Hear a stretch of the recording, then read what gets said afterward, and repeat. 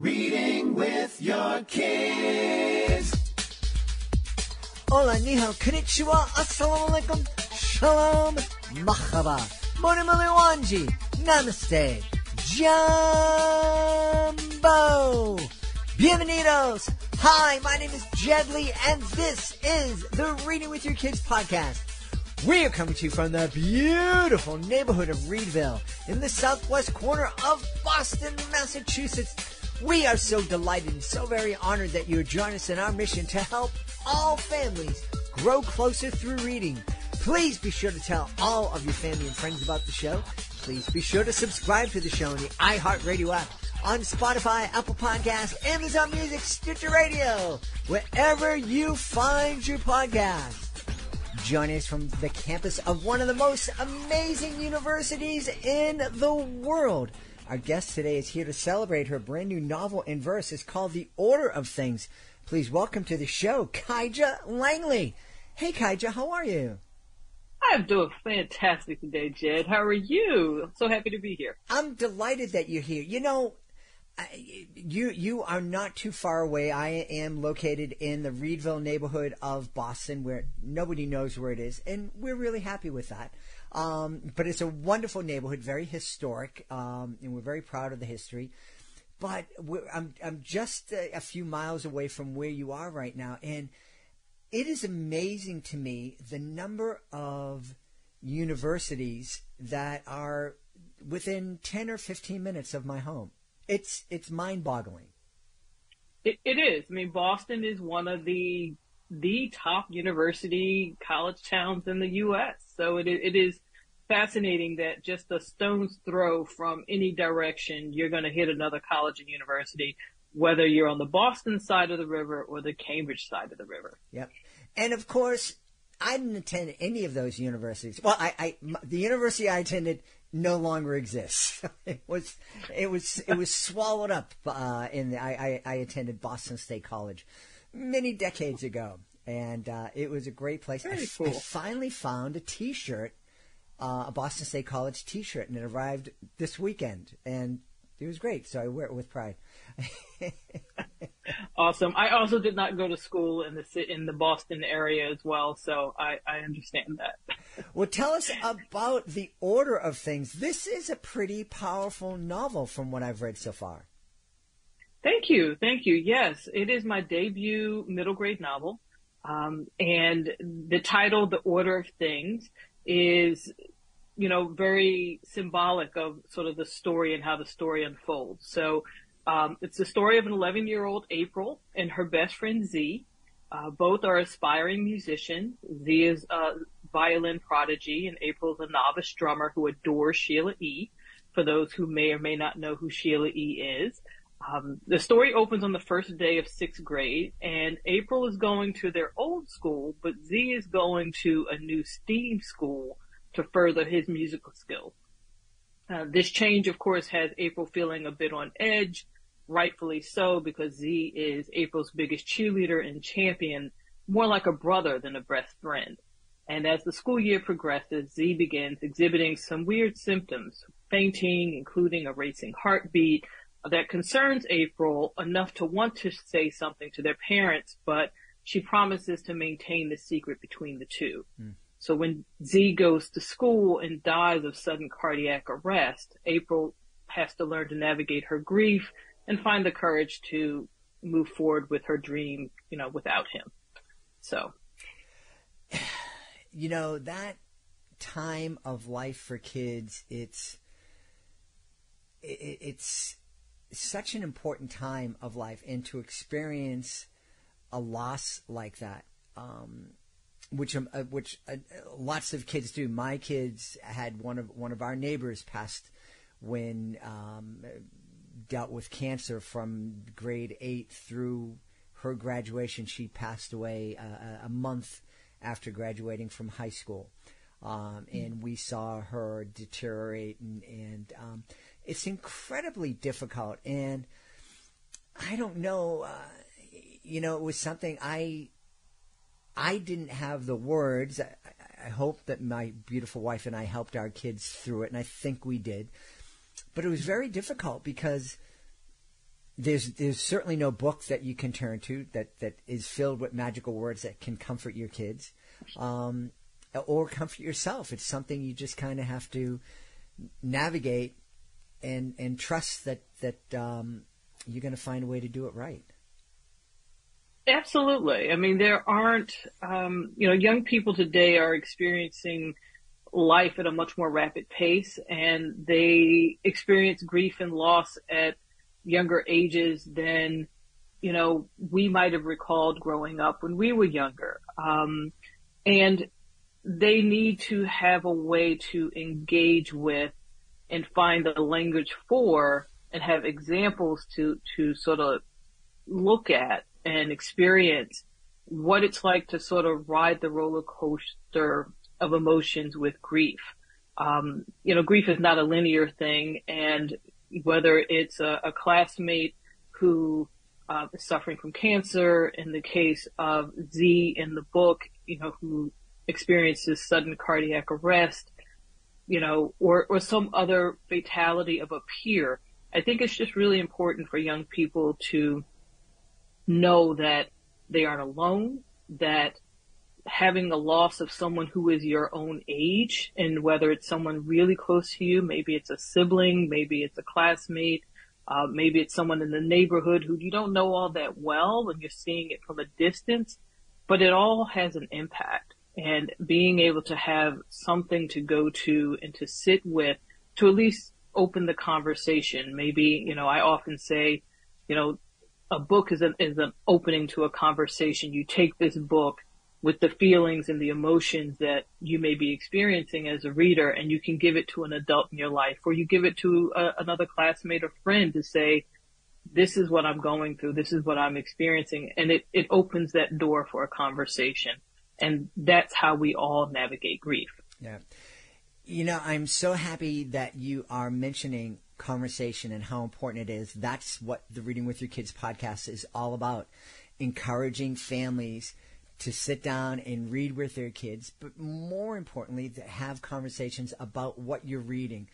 And we're not just talking about snuggling up with your kids on the couch reading picture books. It's reading or co-reading middle grade novels together, like The Order of Things, co-reading YA titles, and watching movies together, listening to music together, and talking about it, and having real, non-judgmental, just open, frank conversations. So, when you need to remember, when you ask your kids, what do you think about this? Whatever the answer is, right, because it's what they're thinking about, Right. And so often kids aren't processing what they're feeling, or they are, and they don't feel like they've got a way to sort of talk about it, put it into words. And, books are a wonderful avenue for that. Mm-hmm. And so, the topic and the themes of the book are, around chosen family and resilience and compassion, quite honestly. Compassion for oneself, compassion for other people who are also experiencing things in their lives that we may not always be privy to. Because everybody's there's a poem in the book that sort of talks about how everybody sort of has something going on in their lives. And when you're going through something, you may not be aware that other people are also going through something. And we can all experience this compassion together. Yeah. Obviously somebody listening who is kind of going through this, a parent who knows, one of the kids in my kid's school passed away. They're obvious. It's like a light bulb going off over there. I need to pick up The Order of Things. This is a conversation I need to have with my kids today. But I think this is actually better read and talked about before that tragedy, just so that you've already processed it. You've already had the conversations. You've already helped your kids start to find the skills and the resilience they will need when this crisis, hopefully it never happens to your kid, but when it does, they'll have a head start. They will. They will. And, in this case, the story is fictional, but I wrote it, I can't say the inspiration, but one of the reasons why I wrote it was because when I was 6 years old, I had a best friend, who lived, where I grew up in New Jersey. The streets were parallel. So you had a row of houses on one street, and, you went around the corner, you had the next row of houses on the other street, and our fences connected our backyards. And we became the best of friends. We were inseparable. And he went to the local public school, and I went to the local parochial school. And we met after school while I was still often in my Catholic school uniform, and we'd play. And, I was quite outdoorsy and very, not terribly girly. And so I didn't care if I had my pleated skirt on and my shirt and my little book bag and all the little things that you had to wear for a uniform. And then we'd play, and we were just, we were inseparable. And he went to school one day and died of sudden cardiac arrest. Oh my goodness. And because we didn't go to the same school and I wasn't there with him, and it was a surprise to all of us, I, at that time in the, giving my age away a little bit, in the 70s, did not have the language, nor were parents necessarily more concerned about what was sort of my interior world like with that kind of loss. And so the world has changed dramatically in that time frame, and kids and parents are more adept and adaptable to changing things and world events and life events. But I still really wanted to write a story for young people so that they understood that these things do happen in the world. Yeah. And sudden cardiac arrest, I have an author's note in the back of the book, sort of sharing why I wrote this story. It's fictional otherwise. I was never a drummer, and he wasn't a violinist, and it didn't take place in Boston. Everything else is fictionalized, but the real emotional terrain of loss at a young age is very true. Yeah. Well, I'm very sorry for your loss, because it's obvious, even though it's been a few decades since that happened, it's still important to you. There's still a piece of your heart that is wounded from that loss. And absolutely. I'm imagining it will never heal. And I certainly can embrace and understand the relationship you had with your backyard friend, because my kids had the same relationship with our backyard friend, and I don't know if either you or your friend did what my kids did, which was to kick the pickets out of the fence so they didn't have to wait for a parent to lift them up. Well, yeah, ours was a wire fence, so I would often get caught going back and forth over the fence. It would snag my jeans or the skirt or a sock or something, and I always had holes in clothes, but they were mended and we moved on. Yeah. So. You mentioned earlier on that kids are experiencing life and grief at a far greater rate these days and far quicker. Do you think the case is that there's actually more to be grieving, or that we're just kind of open to kids experiencing that? I know as a kid, if I'm older than you, when someone passed away in our neighborhood, it was like, yeah, he's gone, get over it, stop talking about it. Let's, Exactly. And that was sort of the time. It was, okay, young people should be seen but not heard. It was a very different time. And so I don't recall anybody ever asking me, what does it feel like not to have your best friend there? How are you feeling today? I mean, I remember not going to school for a day or two, approaching his funeral. But beyond that, it was almost like he was here one minute and gone the next. And there was never sort of any conversation or introspection around what must that be like to lose a piece of you, especially at such a young age. And I think today we are much more open to having those conversations very publicly and privately.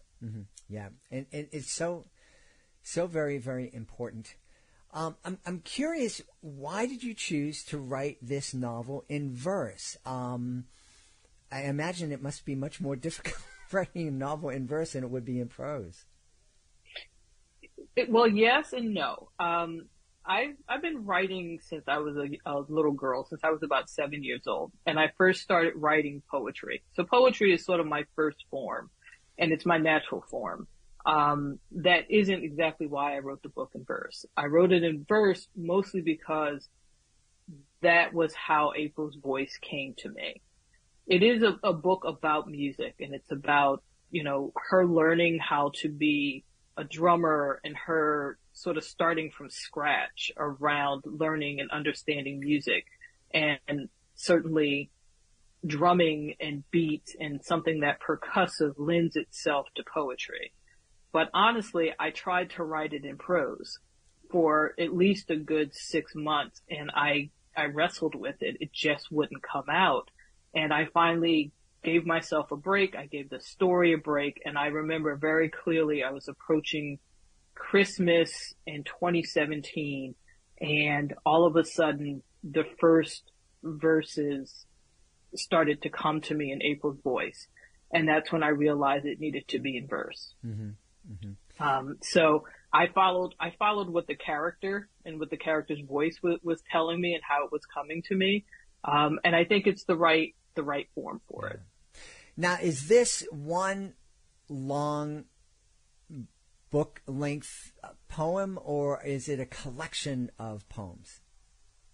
It's a collection of more of like linked poems. Mm-hmm. It is a collection of, you see the progression from the first day of school, of them preparing to go to school, of them walking to school together, and the first time they she goes right to their old school, he goes left to the new school, and day to day how their lives change over a school term and a season as they're approaching the holidays. And you can see Z really progressing and getting stronger and getting really very focused in his music and his art. And you can see April doing the same, but they almost seem like two trains who are going down the same track but are diverging even before Z starts to experience some of his symptoms. So they're like connected poems, mm-hmm. but it's got one character story arc mm-hmm. that connects everybody. I'm curious. I think I heard you right. I think one of the things that you said early on in our conversation was that Z was experiencing some symptoms and shared them with April, but asked April to keep them to herself. Did April have to deal with any guilt of, oh, wow, I should have said something to somebody, maybe it could have helped Z? Oh, absolutely. So the parental figures in this story, April's mom is single and Z's dad is single. And so they sort of form this family together. They live in an apartment building and they live across the hall from each other. And so April considers Papa Z and Z's apartment sort of like her second home, because her mom works a night shift at UPS. She spends the nights at Z and Papa Z's house. So she's got this family connection, and they're all very close knit, and they eat together, they dance together, they listen to music together, they travel together. And so this for her is her family. This is her family unit, even though they aren't related by blood. Mm-hmm. And Z experiences some fainting in school, which his father knows about, which is concerning to April. But it's the second symptom where she physically watches him sort of shut down because his heart is racing. And it's when she asks him what's going on, and he explains it to her. Her immediate intuition says something's not right.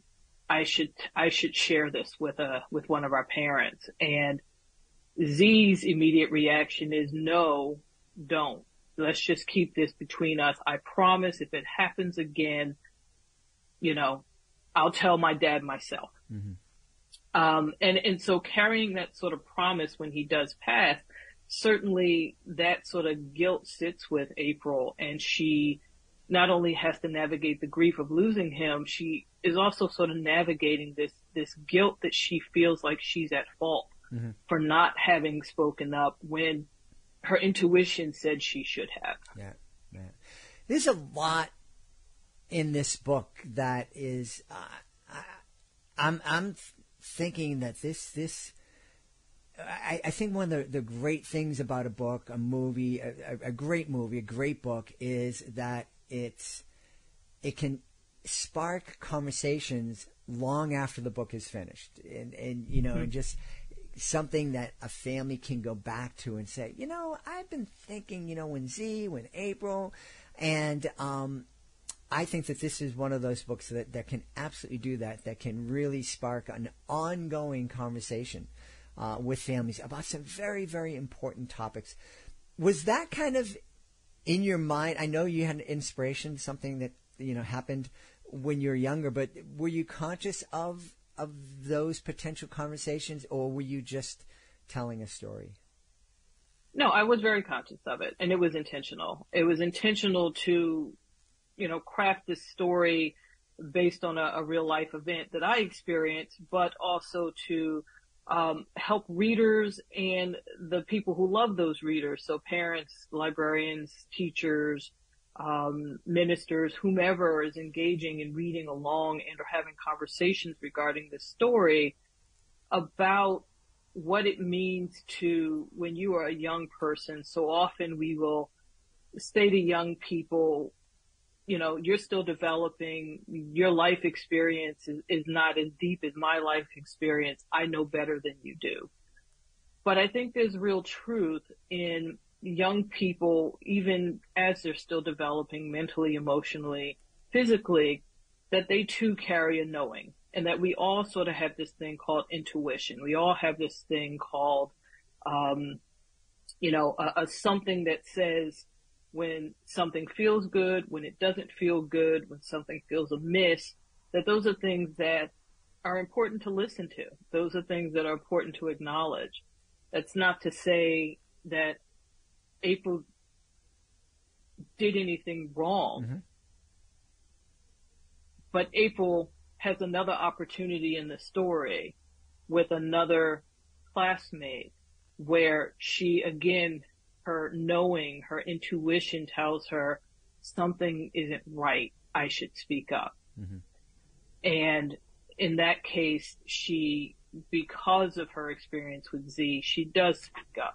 And so it's also about compassion. It's about learning how to be compassionate with yourself and listening to yourself and speaking up for yourself and for others when they may not speak up for themselves. Yeah. You know, you mentioned reading this with a librarian or a minister. The immediate thought that came to my head is what a powerful conversation with a religious leader, whether it's a minister, a rabbi, imam, priest, youth pastor. I'm imagining the first question that would come out of a kid's mouth is, why would God let this happen? And that's, you know, a question that we can never answer. You know, all we can say, and I think what April's mom shares with her, is that there are things that happen in life and in the world that we don't have answers for. It doesn't make sense. And you can't make it make sense because we don't know. You know, I think some people will say, well, you know, because it builds character, or to be good for you, or, you know, and those are our human minds trying to explain things that we don't understand and we don't have answers for. I think it's better just to be honest about that, with anybody, but especially with young readers, that not everything has an explanation. Yeah. Yeah. And I think that's a really important lesson, certainly coming out of the pandemic and with the changing experts all around. Like, yeah, no, we know exactly what's going on today. Well, it's changing next week. I think helping kids understand that, yeah, we don't always know the answer, and we have to be human and strong enough to admit that. Yes. Yeah. Yes. And we may not always know the answer, but we can change as change allows. We can be open. I mean, another aspect and thread through this story is that April is pretty, because her family's so tight knit, she is used to only allowing people who she knows well and loves deeply sort of into her life. And as a result of Z passing, she has to grow and learn to be open to new people, new experiences, things that she hasn't had to do before as a result of having everything be exactly the way she understood it to be. And part of that is, in the title, sort of the order of things, the order of things and change in life, is not always linear, but, it takes sort of one domino falling to set everything else into motion. Yeah, absolutely. I know people are going to want to know where they can go to find out more about the order of things and also find out more about you, because I have a feeling we're going to have a lot more coming from you in the future. Yes, that is my intention. So you can find me at my website, kaijalangley.com. You can find me on Instagram and Twitter. Both my social media handles are Ms. Cal, MIZZKAL, Wrights 71. And I do have a picture book already in the world called When Langston Dances. Got another picture book coming out in 2024 called A Century for Caroline. And staying tuned on what the next middle grade or YA book will be. But I'm looking forward to all those things and to sharing lots of these stories with young readers and their families.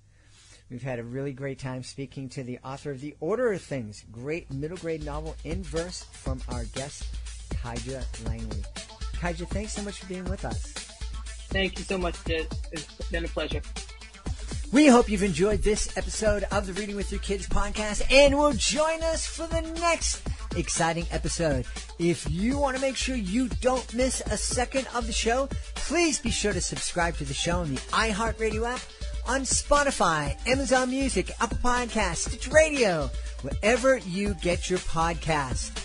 And also be sure to visit readingwithyourkids.com and download your copy of the Reading With Your Kids online magazine. It's free. It's available at readingwithyourkids.com. Just click on our blog. Before you go, I want to make sure that I give a big thank you to my team: Fatima Khan, Rory Grady, Madison Dairies, Soji Franklin, Monica Rivera Sosa, Ann O'Leary. I want to give a big thank you to my beautiful wife for all the support she gives me, and most of all, we all want to thank you. Thank you so much for taking the time to join us today, and as always, thank you so very much for taking the time to make the world a better place by reading with your kids. I'll be looking for you in the next edition of the Reading with Your Kids podcast.